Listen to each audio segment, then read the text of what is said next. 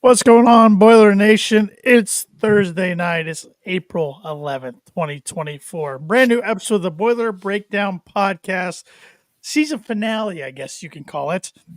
I'm Tanner Lee, along with my co-host, Evan Webb. Webby, what's going on? This is going to be our season-ending podcast, no matter what. But I wish we could have ended on a little happier note. But still an incredible run. Like I titled it, "One Game Short." Yep. One game short. Still, by far the most fun season I've had as a Purdue fan. By far the most fun I think we've had as a podcast. Mm-hmm. It's been our most successful year as a podcast. Shout out to everybody who's been loyal viewers and listeners, and our new followers on X and on Facebook. We've gained a lot of followers within the last week on Facebook and even on Instagram. So please, with that, like, subscribe, follow. Hit that notification bell if you're on YouTube. At Boilerbrake Pod is our handle on all social media podcasts or social media platforms. And if you're listening to this podcast on your favorite podcast platform, please give us a rating and review. And make sure you're following us and just subscribe to us on there as well. That really helps. And before we get into too many more things here, programming note, you might not see the big banter sports logo in our overlay. That's because we are no longer affiliated with Big Banter Sports. It was not our decision. It was a decision made by them. They kind of folded, and we found out on X, like the other Big Ten podcasts. We're in the portal, so no podcast network. We're not affiliated with any podcast network for at least the foreseeable future, which is all right. But looking to do NIL opportunities, so DMs are open at Boilerbrake Pod. We have a minimum, but I do want to give a shout out to Autograph. We appreciated them helping sponsor the pod through March Madness. That was a fun partnership with them. Hopefully, we can do something with them in the future. Also want to give a shout out to our long-standing sponsors and Mad Mushroom and the shop. We've enjoyed having them on the past handful of seasons. Yeah, and shout out to Big Banter too. It was fun, and it was a short-lived in our realm. Yeah. We came on basically during basketball. Like, we didn't even get a chance to chop it up during football season for the most part. So, yeah, it was fun. I mean, I got to be on Big Ten Huddle a few times. That was always fun, just to kind of interact with some other Big Ten podcasters and learn more about teams that I don't really pay attention to. So, it's like it was just a bit too much for them. So, we understand that for sure. But yeah, we'll keep chugging along. Yep, we'll keep on keeping on for sure. But let's get right into it. Since we last did a pod, Purdue has played 2 games. Played the Final Four game against NC State, and then the national championship game against Connecticut, UConn, whatever you want to call them. I guess. First we should say that neither of us were there, unfortunately. No, neither of us were there. Yeah. Your parents were there, though. My parents were there. A lot of my family was there. They had a great time. They said, not the best of seats, but they could have definitely had worse. They could have had worse than they had. Yeah. But it was just being there for the experience, seeing Purdue fans everywhere. My dad got to meet up and catch up with 5 of his fraternity brothers he hadn't seen in years, just different things like that. So, that's what it looked like was the fun thing about being in Phoenix, was so many Boilers reconnecting with other Boilers or meeting new friends, new Boiler friends, things like that. It just looked like a big Boiler party for the most part. So, they don't have any regrets about going, even though the game Monday didn't turn out like we all had hoped. We got a few comments here on Facebook. Thad Mooney, a loyal viewer of the podcast, he was there for the national championship game on Monday. And then Cameron Day said, I was there. Let me hop on to give a report. Well, I was upset we couldn't go. I mean, it was just too much. But like, what I regretted the most was the not being able to be there. It's just like, just like being around with everybody. Not even necessarily the game, like being able to see the game, which had been cool, but like just seeing like former players and just I saw so many people that went to school with that I've kind of keep tabs on, like, in social media and stuff like that, who I saw that were there. So it'd been cool to maybe run into them if possible, but yeah, it is what it is. Yeah, it was just bad timing for me. to go with some stuff going on. And I kept telling myself next time because I do think there'll be a next time. Now, when will that next time be? I don't know. I hope it isn't 44 years from now. But and I was thinking about this, and I'll throw this to you. When Purdue makes it next, do you think? And maybe it matters on location of it, but which Phoenix is clear across the country, so maybe this is kind of dumb. But do you think Purdue will have the same following the next time they make a Final Four than they did this one? I think so. I mean, maybe not quite as good. I mean, like it sounded, I mean, as Cameron said, it was 70-30 Purdue fans for both games, which is insane, which is awesome to hear. I mean, I think it hopefully showed a lot of people that, Purdue fans are pretty loyal. I mean, I feel like you always hear a lot of other, Big Ten fans are loyal, and I think Purdue maybe gets the short end of the stick just because, we're not a bandwagon team that people like, like we've always talked about, it's very much a tight knit community. If you're a Purdue fans because you more than likely you went there or a family member went there or you grew up in Lafayette and chose to follow this team. Like it's not like, I mean, obviously we've had good success in our, program's history, for all sports, but it's not like a Michigan or Indiana or Notre Dame or anything like that, where it's like, you've got people all across the country who are Purdue fans just because it's, there's a very good reason for it. I think it makes it pretty special too. It's like chances are when you meet a Purdue fan, you can probably talk to them about your time on campus and, what dorm you lived in, all that kind of stuff. But I'd still expect Purdue to have a really good following. I mean, like we showed out this year, between Maui and Toronto and, obviously it helped being in Indy and Detroit, but Purdue fans showed out all year long. Obviously helps when you have a really good team. But obviously if you make it to the Final Four, you're going to have a pretty good team. So I would not expect that to dip, especially if it's somewhere closer, maybe to the Midwest. I mean, if it was an Indy or even just like a easier location to get to, I think that's one thing I heard a lot about with Phoenix. It's it's not the easiest place to get to. Flights are expensive no matter what. Yeah, flights are expensive. If it's like a New Orleans or trying to think where other big Final Fours they might have them. Atlanta, San Antonio. Yeah, like one of those. I feel like you'll still get a good contingent of Purdue fans because we love our Boilers. We'll travel. Which I know it's in San Antonio next year, and Indianapolis has a regional, and I know it's in Indy in 2026. Let's see here. I'm looking up the future sites. Next year, San Antonio, Indy 2026, Detroit 2027. Okay. Las Vegas 2028. That's a new one. That'd be a fun one. Indy again in 2029. Oh, okay. North Texas, aka Dallas in 2030. Okay. Yep. I mean, all of those are. I mean, obviously, Indy, Detroit are very easy to get to. From the Midwest, and Vegas would be really cool. That could be a really cool one, just from the. So where they have, I assume they're going to have at the Raider Stadium. They'd have to be. Yeah, Allegiant. Yeah. Oh yeah, they'll never play in a non-football stadium again. Final Four. What'd your parents say about and Cameron, you can chime in too since you're in here, which appreciate you being here. Did they talk about the noise, like how different it was, in terms of just the overall atmosphere. Did it get as loud as maybe they thought it would or not? I mean, obviously there were 70,000 people there, so you'd think it would be pretty loud, but with just being such a massive arena, was it getting lost in, just the open air or what were they saying? Paul S88 on YouTube said, despite watching for 44 years, I couldn't swing it this time. Next time I won't miss it. Just don't want nosebleed seats.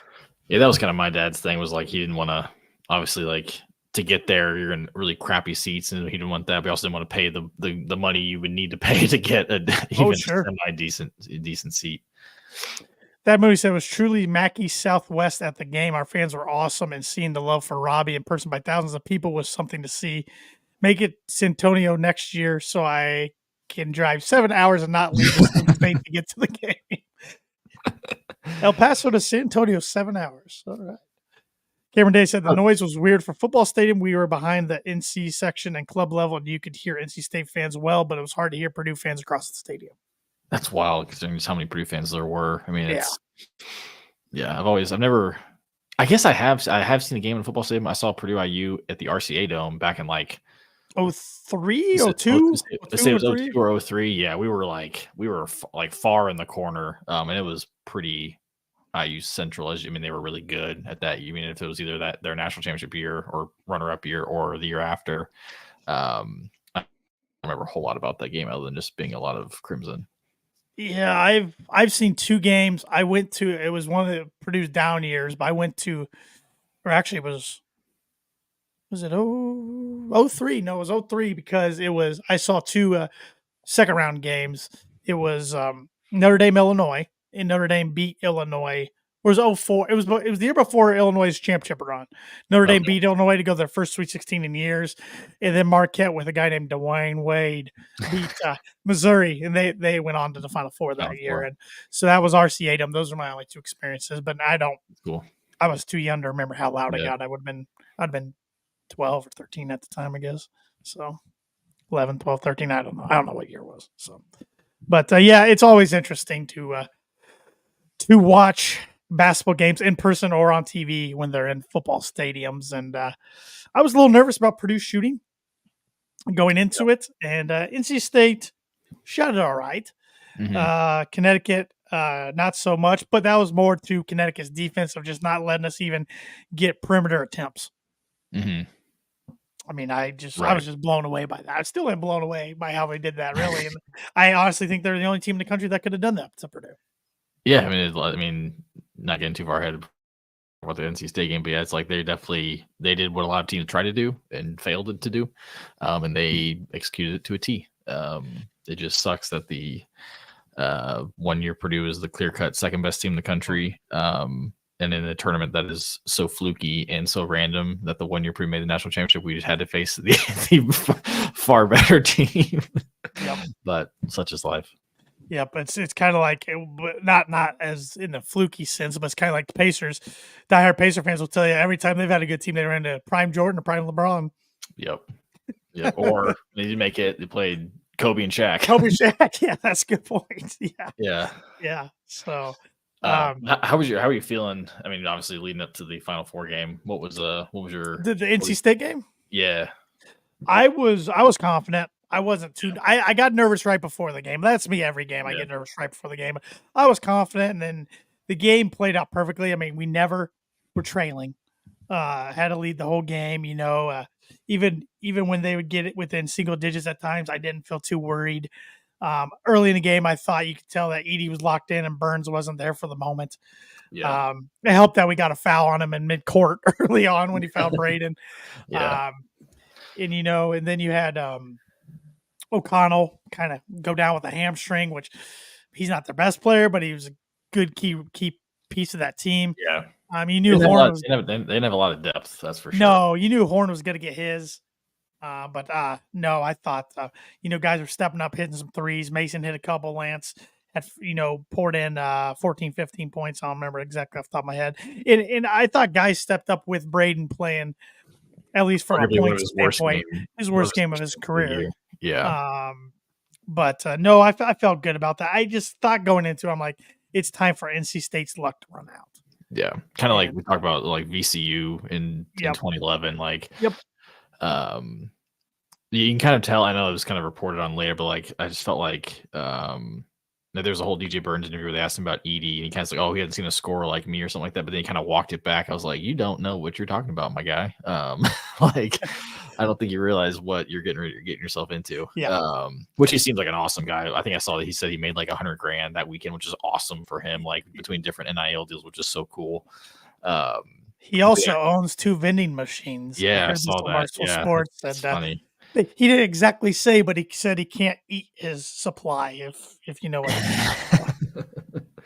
That's funny. But not going to that game, it was just felt so surreal. And I was just so nervous. I was like, man, we made it this far. Like, can't lose. Like, if it was like a Houston or something, I'd be like, okay, no shame losing to Houston. But I was like, we're playing an 11 seed, which obviously the whole narrative of a double-digit seed was there too. But I was like, I felt like I was like, man, I just feel like, I thought it was like, man, this team, they're a 10 seed for a reason. Obviously, they were hot. Maybe are they different now? But it's like, I don't know. I just felt like Purdue should handle, assuming no one went stupid or on their team, or that no one went crazy. I thought Edey was going to be able to handle Burns no problem, just because of conditioning standpoint. And the fact that Edey played 39 minutes and 27 seconds or whatever against Tennessee. I was like, he's not, with these extended timeouts and extended halftime, I was like, he's not going to sit, like, if at all in these games. And he could tell he had Burns sucking air for pretty quickly. Yeah. Yep. And we never let the NC State crowd or the opposing fans rooting for NC State really get into it. That helped too, because that was the one thing I was nervous about. I was like, Yeah, that the was longer too. you, the longer you let them hang around, the more problematic it could get. I was laughing here at Cameron Day's comments. Burns looked faster than Cam Allen, though. He's got some moves. He's definitely got some moves. He does have some moves. He did remind me a little bit of a Travion Williams, for sure. He was a top 100 kid coming out of high school, I think, when he went to Tennessee. And then he went to Winthrop. Winthrop was conference player of the year there, and then I'm ready to get out of these days where people can play at 3 different schools. Yeah, but I guess in some scenarios we'll never get away from that. But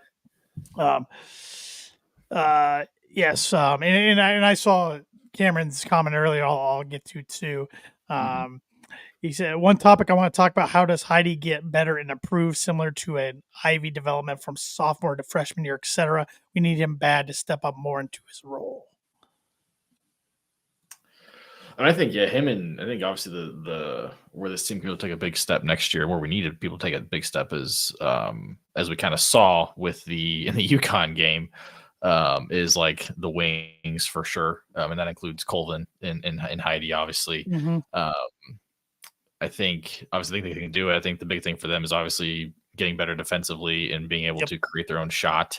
I think that's why you saw a lot of Colvin in the UConn game, is because when Purdue couldn't get anything going with Fletcher and Braden and even Lance, like he put Colvin there just be like, because Colvin's a guy who can elevate, he can kind of get his own shot. He just couldn't, which I think is just a credit to UConn and how, you look at their first 3 guards, which is Newton, Castle, and Spencer, which I'm excited to never see again in my life. It's like, I think they're like 6'4", 6'5", 6'6", something like that, around like, and there's in some way. And Purdue went, Braden 6 foot, Lance 6'1", Fletcher 6'4", but he's 100. He's about your weight, Tanner. At least he looks like it. Yeah.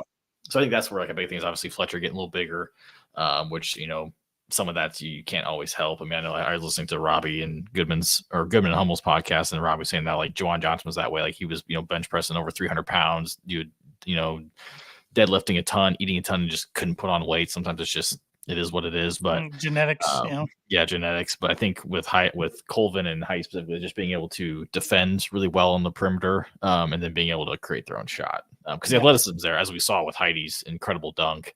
And then what we've seen with Colvin already, but those guys, if they can just take care of the ball and be able to get to, create their own shot, I think is going to be the biggest thing with this team. Obviously, you can add a guy like Cannon Catchings, who will be a freshman here, but obviously have a lot of expectation.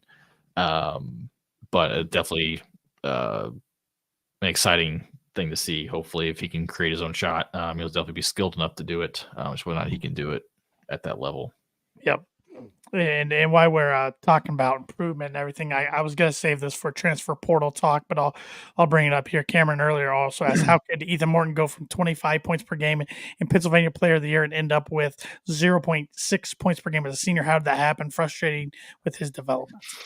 I think part of it goes to just the fact, with a lot of these guys, is they're obviously very clearly the best player on their team, unless they're playing at one of these, Montverde Academies, Oak Hill, La Lumiere teams where you just got dude after dude after dude going, high D1.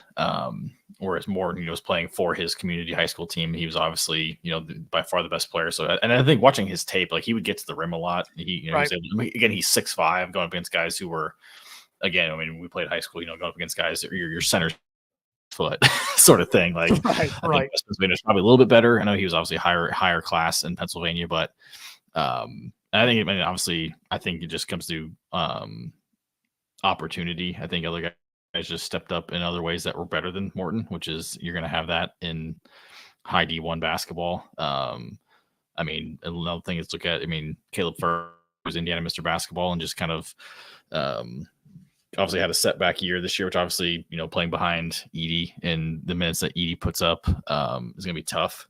But I think with Morton, I love Ethan Morton. He was one of my, obviously I was excited when we got him. He was a guy that when we were recruiting him, I was really hoping we could get.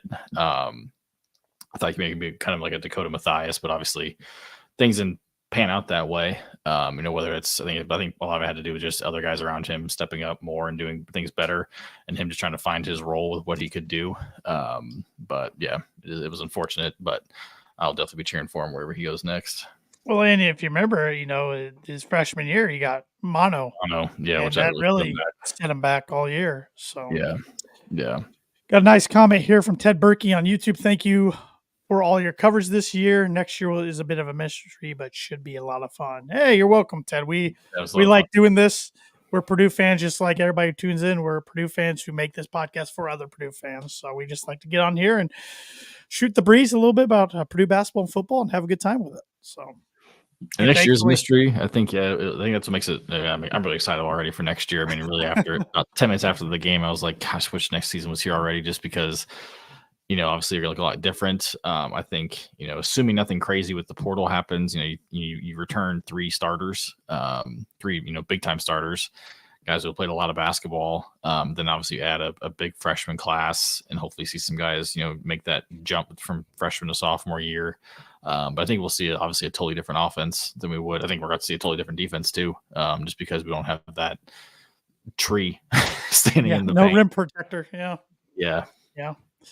No, I will be excited, but I'm still a little in mourning. I'm not going to lie. I haven't watched a lot of college basketball, or haven't listened to a lot of college basketball podcasts I normally do, or even watched anything on YouTube like I normally do, just because I didn't want to hear about the game. I mean, it's all been, at least the ones I've listened to, which I try to listen. I don't really do the other, like, what I would say, like this type of podcast where it's quote unquote non-experts. I love the CBS podcast with Gary Parrish and Matt Norlander.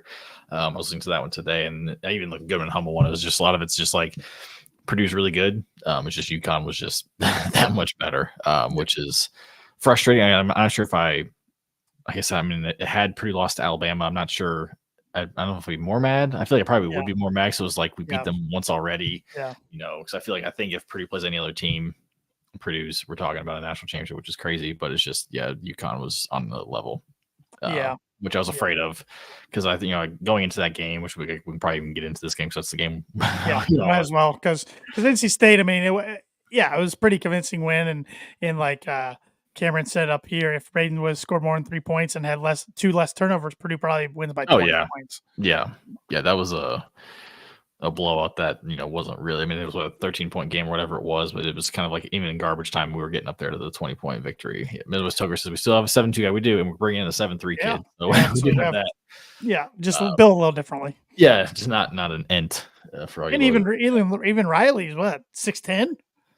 Yeah, I mean, which is. I mean, first to 6'10", like Trace or TKR is about 6'10". It's like short for these rosters.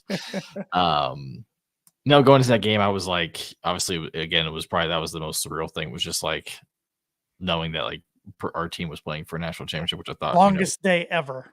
Yeah, it was the longest day. I wasn't sure if it was ever gonna that day was ever gonna come. As a fan in general, and knowing that, hey, like we've talked about in the past, teams being good enough to potentially win a national championship. It's like, hey, like we are one of 2 teams is going to win tonight. One of them is Purdue. And that was really crazy to think about. And I remember just like, it was just so cool to, as a person who's watched every championship that since I can remember, I always love like the intro stuff they always do, like the little fans. The fact that like I got to see Purdue do that was like, it was so cool to see that and see Purdue on the spotlight. But in the back, I was like, I kept going back and forth. I had in for work on Monday, I was in a meeting and they were asking me how I was feeling. I was like, I waver like confidence levels from like one time. At one point, I'm a 7 that Purdue's gonna win, and sometimes I'm a 3, and it's gonna waver all day. Because I was like, if Purdue can have their game, there's a definite chance they could do it. I thought Edey was going to do a good job with Klingon, because I thought, obviously, yes, Klingon was Edey hadn't seen a guy like Klingon per se, and he's obviously, I think Edey had seen more 7-footers than Klingon would in the Big East. I was like, Klingon hasn't seen a guy like Edey. Klingon doesn't play. I think he was averaging like 26 minutes a game. Edey, we had seen the last couple games, had played, damn near every minute. I was like, if we can, when Klingon does go out, if we can get him in foul trouble, if he has to sit, like those are the minutes that are going to really, really matter for Purdue to do well. And you can't let Alex Caravan or Cam Spencer go off. And Caravan didn't play all that well, but Cam Spencer definitely did, unfortunately. But going into it, I was like, in the back of my head, I was like, Purdue's definitely going to, I think Purdue could definitely win, but also I was like, if you told me UConn won by 20, I also wouldn't be that surprised, unfortunately, going into it. Because I was just like, it's what they've done. They've got an absolute madman for a coach, but it works for them because they're just so well connected. And that was, if it wasn't Purdue, I would have been just like thoroughly impressed and enjoyed watching UConn play basketball because they're just so well connected and they just don't take a play off ever, it seems like. But it was really pissing me off on Monday. Yeah. No, I'm over them. Yeah.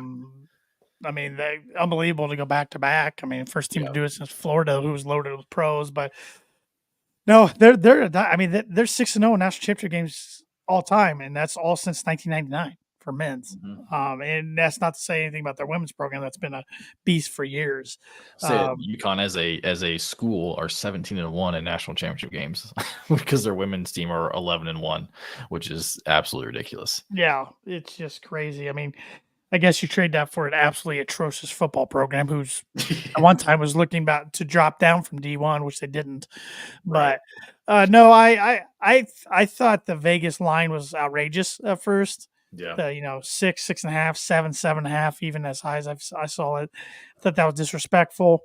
Made mad about that, and all day I talked myself into Purdue winning. We had the solar eclipse and all the coincidences with the signs, with the dates and the years and all this. And then I thought, I could maybe Purdue just hits everything that night. Maybe it's a day they just hit everything because I knew Zach was going to get his, but I just never imagined that they were going to shut down our perimeter attempts like they did. And some of that was our guys just didn't want to force things. That's not who they are. You put a Carson Edwards or Ryan Klein on this team, they're probably forcing a little more threes and, shooting some fadeaways and things like that. So kudos to UConn and their game plan. They followed it to a T. And really, when we were down 6.5, I felt pretty defeated.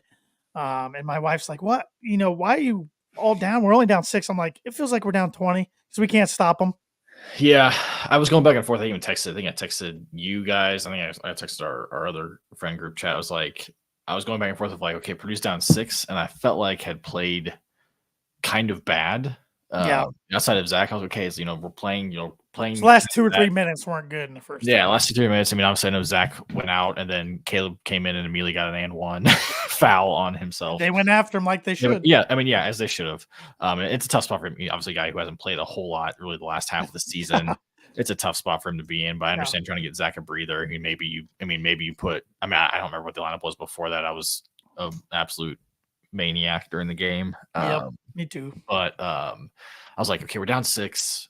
We haven't played that well. Okay, that's got to be a good sign. But I also felt like Purdue was barely hanging on at some point. I was like, we're down 6. We could be down 15 right now. Like if Brayton had quite a few where he just threw it up in a bank. I don't know how the hell those went in. Even Lance's and one early in the game, he just threw it up when he got fouled. Yeah, I was just like, man, without those, this could be over really quickly. Yeah. Obviously, and our buddy who's an Illinois fan, he's like, Illinois was down 5 at halftime against them. And I was like, oh crap, I kind of forgot about that before they went on their 30-0 run. I knew we weren't gonna let up a 30-0 run. And UConn could do that, but also Illinois shot the ball so terribly during that 30-0 run. I mean, but it was just so hard to, because I saw the texting family members and just seeing Twitter was like, we gotta shoot more threes. I was like, I think everybody knows that. It's just the problem is we can't. Yeah. And it's not, they completely, they gambled and, had maybe Purdue come out, maybe hit some shots, early, or maybe gotten Klingon in foul trouble a little early, would they would have to double more versus, not, because essentially their game plan was play Edey one-on-one, let him get his, and then just shut down the perimeter. And they did that immaculate. Something Michigan State can never do, even though they try. Yeah, Michigan State couldn't do. Ohio State did. I mean, I guess that was probably the closest. Maybe it was Ohio State did a little bit. I think, but Ohio State game we definitely had a lot more turnovers than this game, because the turnovers weren't really an issue in this game. It was just and I saw it was a stat I heard on Gary Parrish's podcast. That this game broke a streak. It was Purdue had played over 300 plus games where they attempted at least 8 threes. Wow. This game broke it. Purdue going 1 for 7. Obviously 14% is horrible for a team who was second in the country behind Kentucky in 3-point percentage for the year. But I get just all the credit goes to Connecticut because their defense was matched their coach and they were relentless and insane. They were right when that clock struck 0. I turned to change the channel. I didn't stick around for the post game or the one shiny moment. I was over it. Nope. I just couldn't take it. I watched it. I watched one shiny moment because I was like, this is the one year that Purdue's going to get should get a lot of play. Obviously going to the Final Four, seeing those moments, which was pretty cool. But I actually was not all that impressed with one shiny moment. I felt like it was kind of lackluster this year. I feel like it's getting that way every year. It came out. Rutgers, some of the Rutgers footage was from the Big Ten tournament, which I was just like, what the hell is going on? Yeah, the Nebraska footage. Nebraska. Yeah, sorry, yeah, Nebraska. Yeah, that's what I meant. Yeah. So it's just I don't know, but it was cool to see again after last year and having to see the footage of FDU celebrating after beating Purdue. But hell of a run though. I guess going into this year, I guess we can do some reflection. But was this year going into the year where you this has to be a Final Four team to erase kind of the stink of the 16 seed? Yeah, I think we've talked about it, and we know anything can happen in the tournament. It's so fluky, and throughout the seasons, all it takes is an injury. And really, Purdue was very fortunate on the injury front. Braden kind of injures himself 2 games in a row, and to be able to bounce back from that with nothing significant is pretty fortunate. Same starting lineup the entire year. No one got sick. No one went down with COVID. For a couple weeks or whatever. Yep. But no, I felt like this team had to at least get to the Final Four just to not only get over that hurdle for the program, just to kind of help erase the stink of all the upsets in the tournament the last few years. And this was just the nucleus and the roster to do it. And I think they knew that. I think that's why they had more pressure on them than anybody else in college basketball this whole year. And then I think really after that Tennessee game, you can see them kind of breathe and relax a little bit, kind of loosen up for the first time in a while. Even though I think they still learn to have fun and enjoy their time with each other and everything. I think the coaching staff did a great job of keeping them a little loose during the season, but they never lost track of the end goal. No matter, when they won the Big Ten, awesome. That's what we're supposed to do. Big Ten tournament, okay, you get eliminated, whatever. Every win in the NCAA tournament, clear up to the championship game, it's that's what we're supposed to do, even though they did enjoy making the Final Four. Right. But yeah, no, I think this team had to do what they did. Absolutely. Yeah. After Purdue beat Gonzaga to go to the Elite Eight, I was like, okay, you get to the Elite Eight, you've made the run, made a run. We've got back to the Elite Eight, which we were here 5 years ago. That's now Painter's second Elite Eight, which tied Katie, right? Yep. So he's done he's matched Katie in the Elite Eights now. Now it's just get to the next step. However, I was thinking if had we lost to Tennessee, would that have made, obviously it would have sucked, obviously, but I was at least we got to we've got to where we've been before, but it was just obviously if you can get through, then that I think just opens up a whole lot. I think it validates, Painter and his approach, saying that hey, his way can make it, Purdue's approach of, not just going out and just buying every portal shiny toy you can find, kind of getting that homegrown talent, again, Zach being a guy who, came in as an afterthought essentially and turned himself into 2-time National Player of the Year, which has now been official. We've talked about it all year, but he is now official. He's 2-time National Player of the Year on all fronts. And in my opinion, he's the best player to ever wear a Purdue jersey. Yeah, we didn't even talk about that on our last podcast. I know. I forgot. I think the Final Four cements Edey as the best Purdue player of all time. Just from an individual standpoint of all the stats he's done to, he's won 2 big championships. He's won a Big Ten tournament championship, but now he's done the thing that, no Purdue player has done since Joe Barry Carroll, and that is make a Final Four and take a step further and made a national championship game, which hasn't been done since Rick Mount, whose scoring record he broke. So it's I think that's in 4 years. In 4 years, I think that cements him as the GOAT, and obviously kind of stands atop of Purdue Mount Rushmore along with some other incredible players. But it was just so cool to see and to see him kind of have an incredible, individually probably one of the best NCAA tournament runs as a player. He put up 40 in Tennessee. He put up 20 something in NC State, but then he put 20 up and 12. Ho hum. Right, yeah. Put up 37 in the national championship game, a double. I think he broke the you break the record for most double doubles in the NCAA tournament, Yeah. like or in a career NCAA tournament games or something like that. Like, yeah, just obviously outside of falling one game short, he had probably one of the most incredible runs as a player can have in a tournament this year. And then, like again, like some of these games were just like, oh, okay, like he didn't play like in the first two games. It was such a blowout. He didn't have to play a whole lot. And NC State game, Final Four game, he had a double double, and it was like he didn't really play that all that well. Yeah, I know. Yep. It's maybe he won't be, and maybe I'll eat crow on this, but I think he's gonna be a first round pick in the NBA draft. Mm-hmm. I really do. I think he's worked himself. It's a pretty weak draft.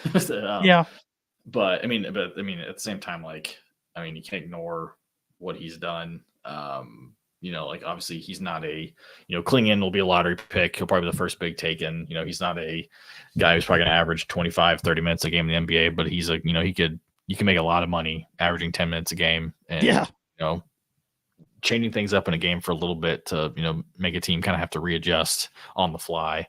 And I mean, if you look about it, I mean, like the 3 of the 4 Final Four teams all had big men. It was kind of for like all we've heard about is obviously you make kind of argument that UConn won with their guard play, which is I would obviously argue that you were correct.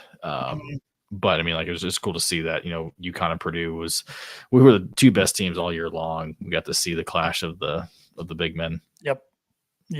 It was the matchup that most college basketball fans wanted to see because it was the 2 teams that were, for the most part, you could throw Houston in there too probably, but for the most part, were the 2 best teams throughout the season. So it just Purdue ran into a buzzsaw. Is what it is, but it's not any easier to swallow.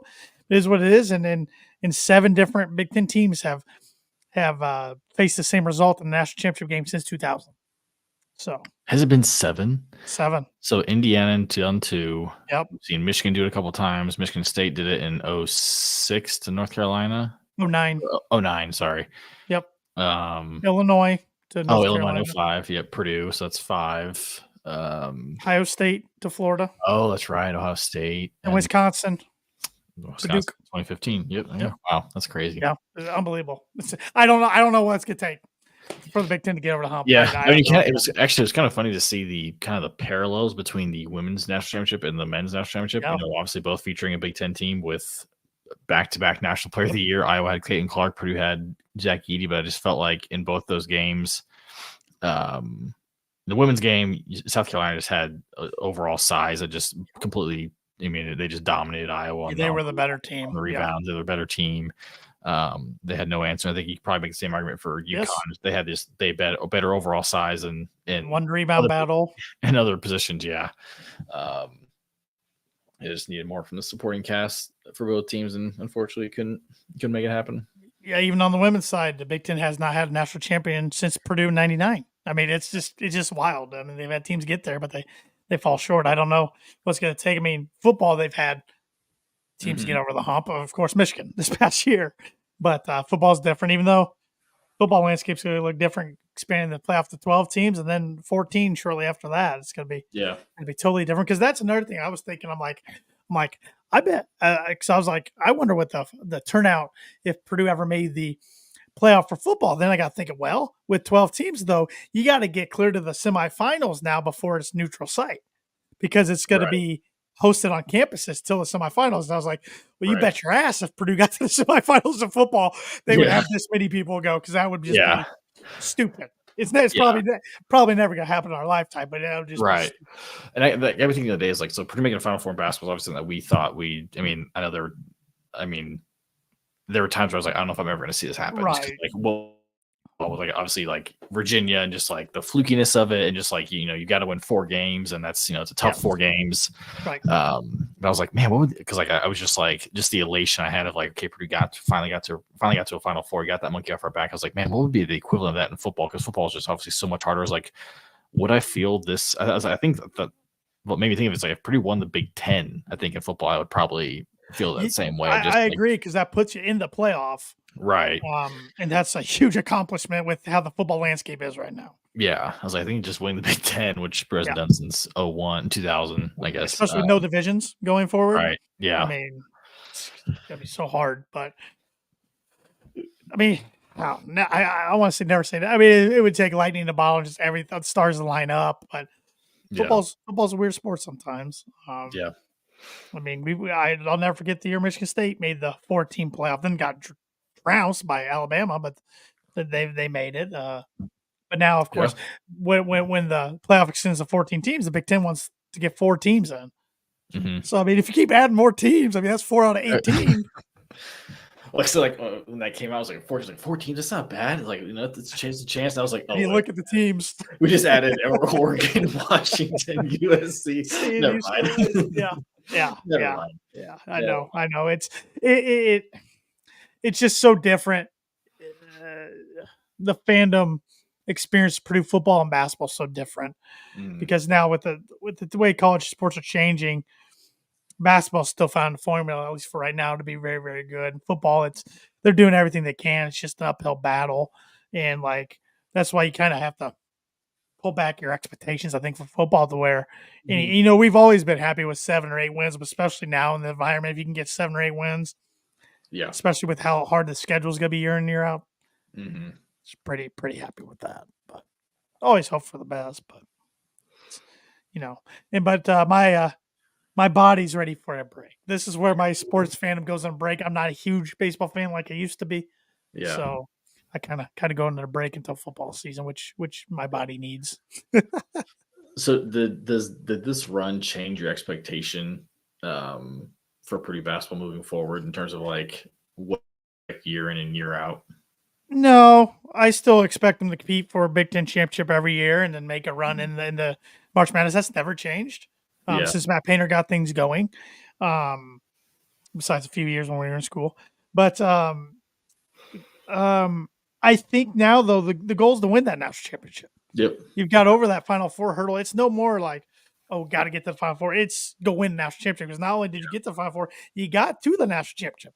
Fortunately, you just came up a little short. So now it's go win the whole damn thing, and a lot easier said than done. We understand that, but that is the goal going forward. Yeah, and it's crazy too. I thought it was like this tournament run was Purdue's shortest winning streak all season long, 5 games. That's wild. Because every time they had a loss, which again only 5 losses all year, mm-hmm. they prior to this tournament run, they had not had a winning streak less than 6 games. Because it was like after we lost to Wisconsin, the big tournament was like, hey, we haven't won less than 6 games. Like, hey, you know what? 6 wins equals in the tournament. That's the championship. Yep. But we just came up 1 short in 5. And it was still incredible. But I think competing again, like for the Big Ten tournament or Big Ten championship, and then I think like at minimum second weekend, getting there to the Sweet 16, I think is kind of like my expectation, kind of moving forward for sure.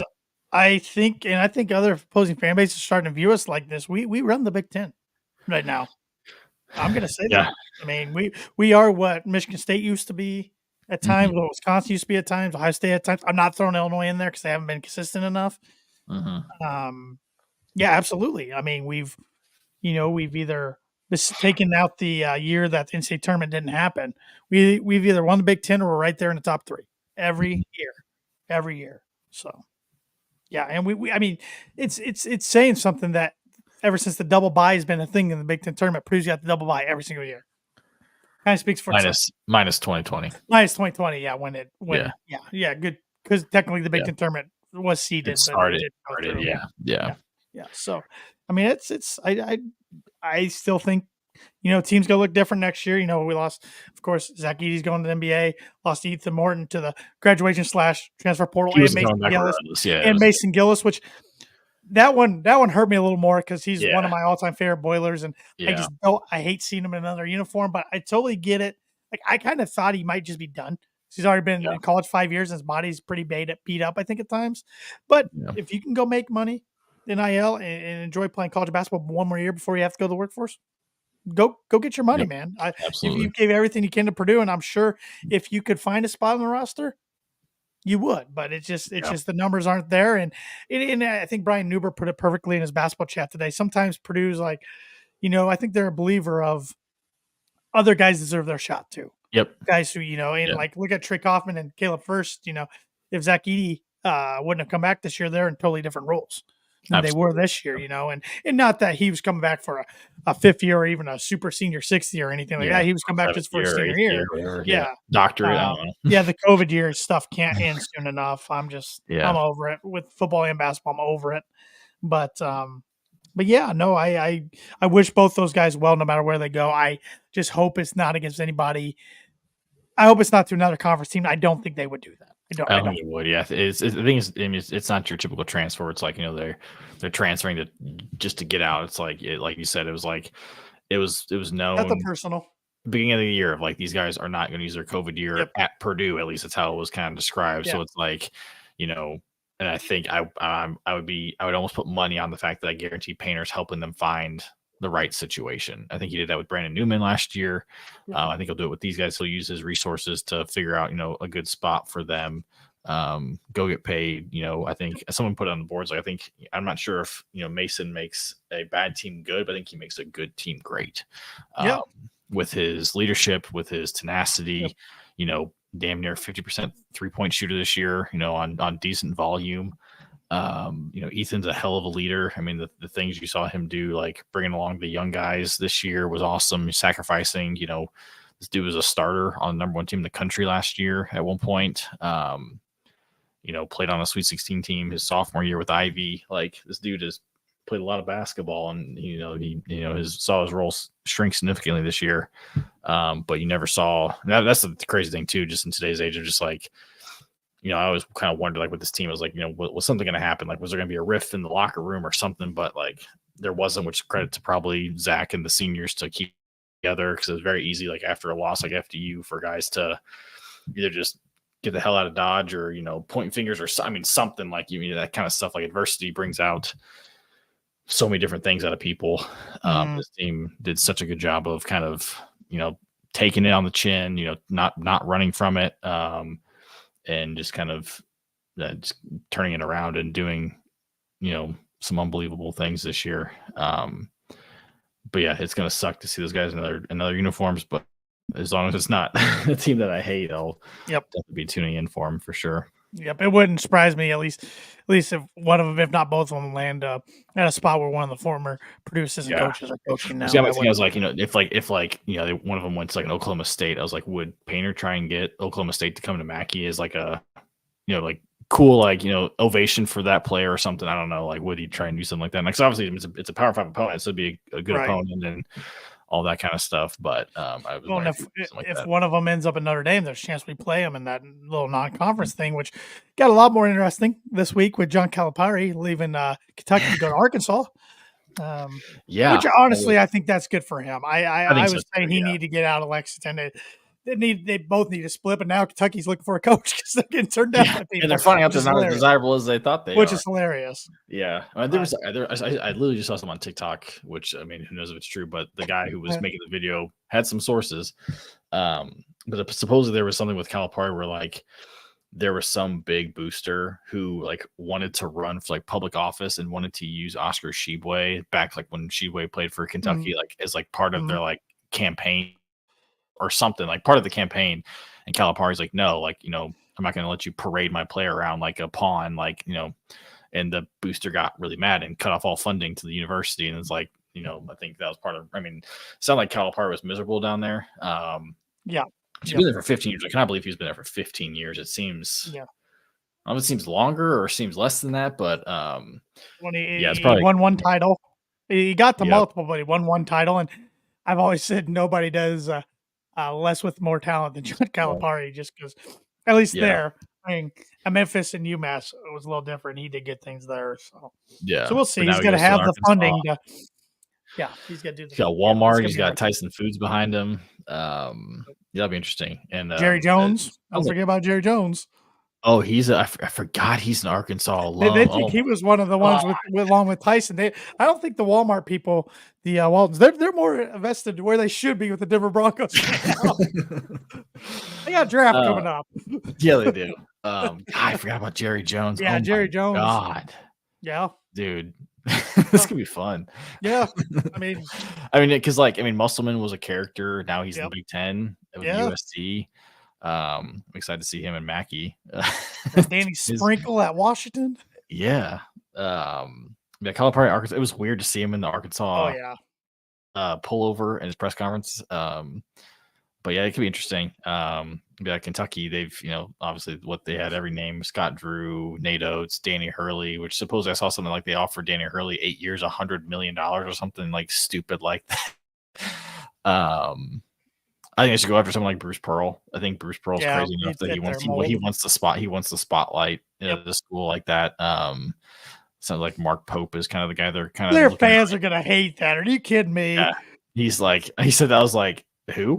But I was like, Yeah, I oh, know. BYU's coach. Yeah, Yeah, it's that. This is kind of what I was hoping the Michigan, Ohio State, Louisville coaching search would be like. So I was like, man, three massive names in college basketball. Like, this could be crazy, and then like it was the most boring yeah, coaching carousel. Like football is always wild yes, it every is. year, and I was hoping the same thing for basketball, but it was pretty lame. But now Yep. now that thanks to Calipari, things have gotten a little Yeah. spicy.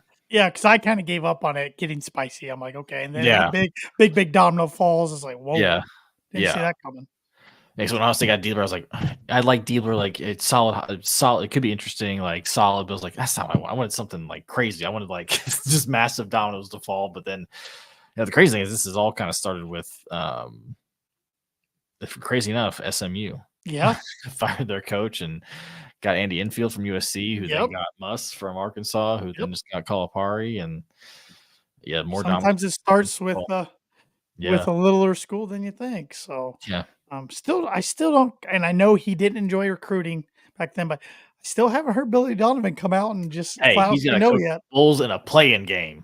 That is true. That is true. That is true. That playing stuff's so stupid with the NBA, Yeah. but the NBA does a lot of dumb things. But Yeah, because I heard that. Cause I was like, a podcast talking about like with him is like apparently he hated recruiting back when he was at Florida, but it's like, as we've kind of seen with NIL, it's like you can probably like coaches probably can recruit a little bit less than they do because you can have boosters and assistants kind of take care of that. I don't know. I kind of mentioned this on my other podcast on Monday. Like, he was already with the I'd listen Thunder. to because I know you guys recorded before the game. Yeah, it was really weird. It was I really weird. can't listen to your. Don't do it. Yeah, now. don't do it. It was really weird because usually we do Mondays on purpose because not a lot of big sporting events happen on Mondays. Well, in this case, it did. The biggest event in your life. yeah, and I wanted to throw up while I was recording it.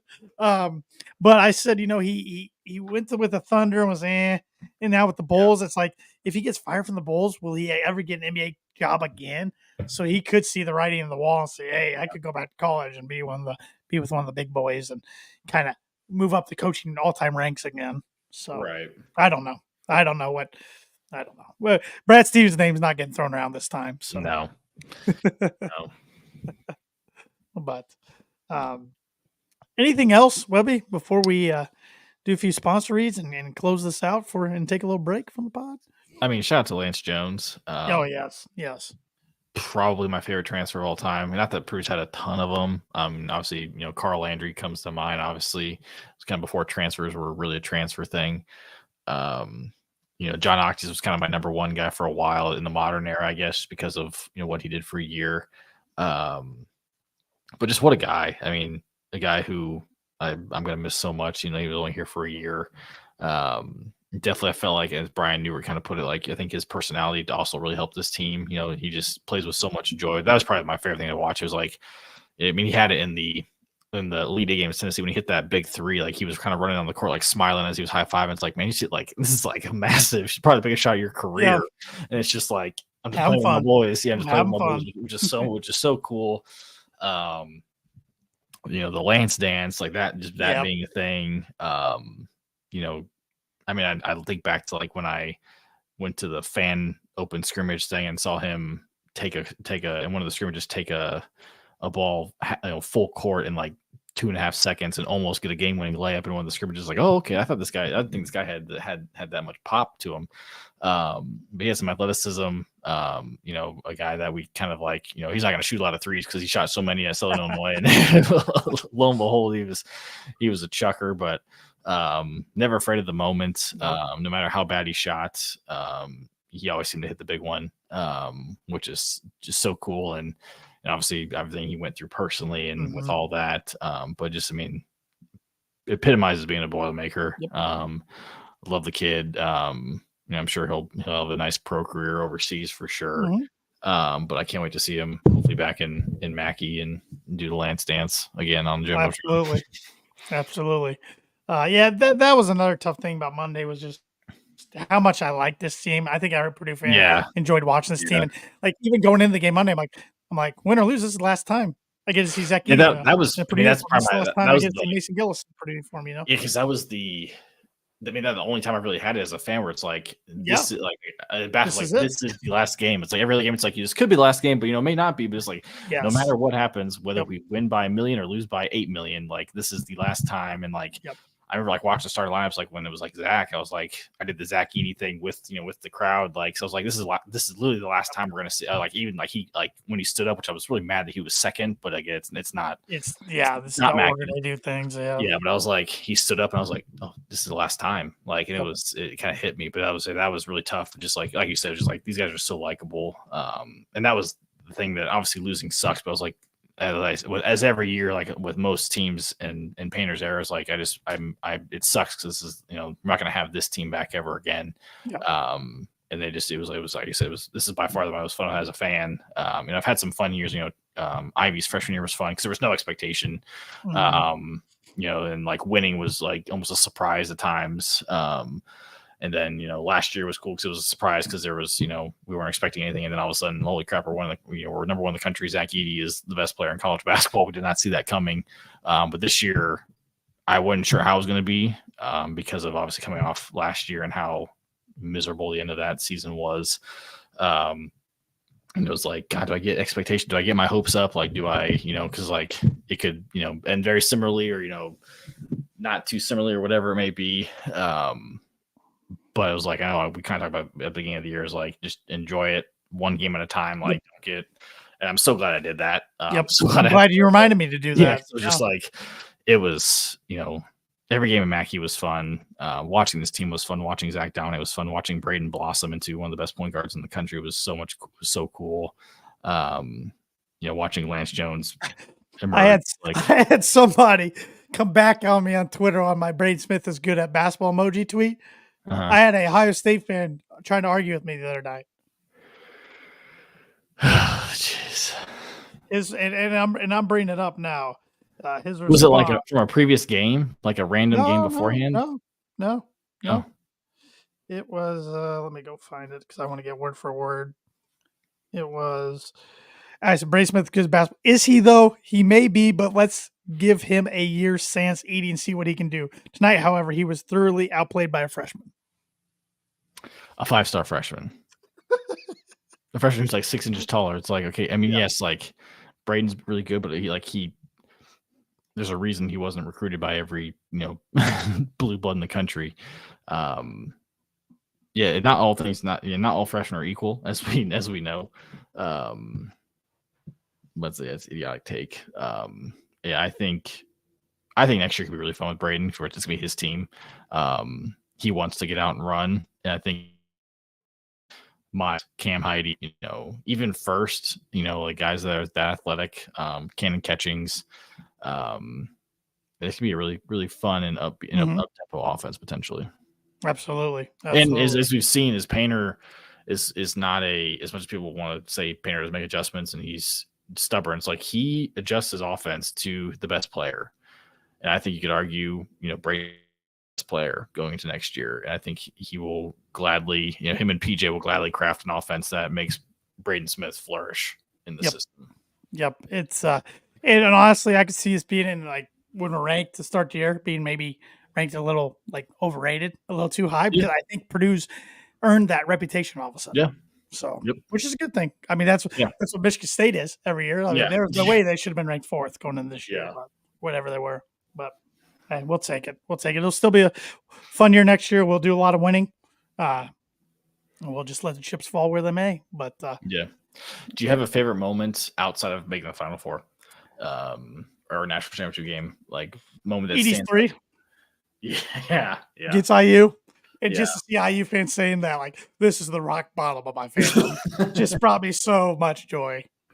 So much joy. Yeah. That was so cool. Again, it's like going back to just how fun it was. Like, yeah.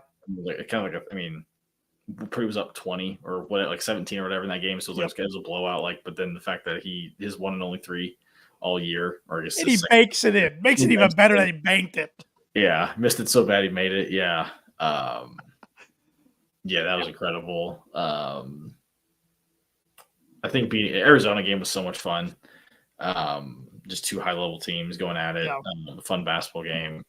I think too, just like even like the first game of the season against Samford again, like there's this like the nerves like, okay, this is like what's this team going to be like this year coming off that loss, and then like Samford, like this is the prototypical 16 type seed, and just like I think like the first play like was a Fletcher three in the corner, just like boom, was like off to the races. Like okay, this team is. And yes, it's Samford. Yes, it's the first game of the season, but I was like this. It felt really different in that moment. Mm-hmm. It was like just to kind of see like then Purdue beats them by 50. Yep. Was really cool. And the first free throws of the year were for the opposing team, resulted in Slim Chickens for the fans. Yeah. Shout out to Slim Chickens, man. Yeah. What a great promotion. What a great promotion. And the one game, well, I was able to go to three games this year, but the one game I went to that the opposing team was Minnesota, missed and got Slim Chickens. We tried to go, and it was so late, and the line was so long, they stopped serving. And they're like, we'll serve more tomorrow. I was like, well, that doesn't help us. So, but we tried. But it was, if you know where Slim Chickens is, it was wrapped clear around the Walmart parking lot. The line that night. Jeez. Yeah. People wanted their chicken sandwiches, so which I've never had it. I'm gonna have to give it. There's one not far from my house. So I need to go down and check it. Yeah, because it's got to be good. I mean, it's got to be good. So, but no, it was a blast of a season. By far the most enjoyable season I've ever had a Purdue fan. It's right up there for me. Just some fandom overall. It's right up there with the Broncos Super Bowl 50 year for me. Actually, I probably even enjoyed this one more than that, even though that was all through Super Bowl, because Purdue was Purdue's the reason I even like the Broncos, because of Kyle Orton.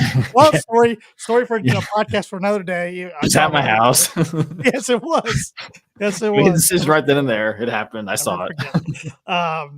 But it was such a blast, and I am so glad you remind me. Like, start seeing, like, just take time to enjoy game by game, and I really did that, and it made it so much more enjoyable, because I didn't get my sights set too far ahead until literally the tournament started. It's like, okay, it's go time, go win this thing. So it's crazy, because sometimes, like, I feel like like 2019 was kind of a surprise. I mean, probably because I don't remember 2000 with the Elite Eight run, but Purdue was good, but they weren't like dominant. I mean, they were 3 seed, so obviously they were still pretty good, but like this just felt like Purdue was good, all top 3 all year long. Never really wavered. Like with that 2019 team, they started off 6-5 and then kind of got hot. But like this team just obviously had a couple hiccups here and there against good teams. But again, they were down all year long. I mean, to the point where this is actually now Purdue's first non-conference Power 5 loss since Miami in 2020. With using to UConn, was the first time Purdue's lost to a Power 6, I guess. Power 6. I totally forgot about that Miami game. That was awful. Yeah, it was. It was pretty bad, and just really like crazy. Just like looking back on like Zach's career, it's like I like watched videos of like his like first basket, in that whatever tournament we were at, and when no one could go to games because it was COVID still, and like, I mean, a crazy career of like obviously he final national championship run, Final Four run, Sweet 16 run, but also at the same time, lost to a 13 seed his freshman year, lost to his 13 or 15 seed in the Sweet 16, which people forget. His sophomore year, obviously junior year, was the 16 seed, but was able to top it off by making the run of a lifetime. Sans one game, but just an incredible career.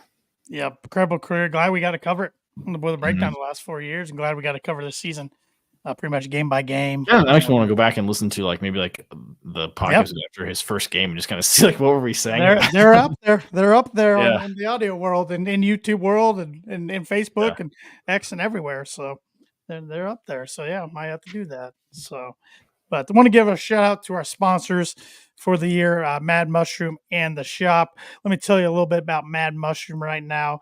They've been serving Boilermakers since 1993, located in the heart of West Lafayette, known as the home of the original cheese sticks. Whenever Andrew, Evan, or myself visit, we like to sit down, have an ice cold beer while trying out their latest pizza of the month, which for April, it is the loaded baked potato pizza. Garlic mashed potatoes topped with bacon, cheddar, and mozzarella cheeses, and finished with chives, served with a side of sour cream, starting at $14.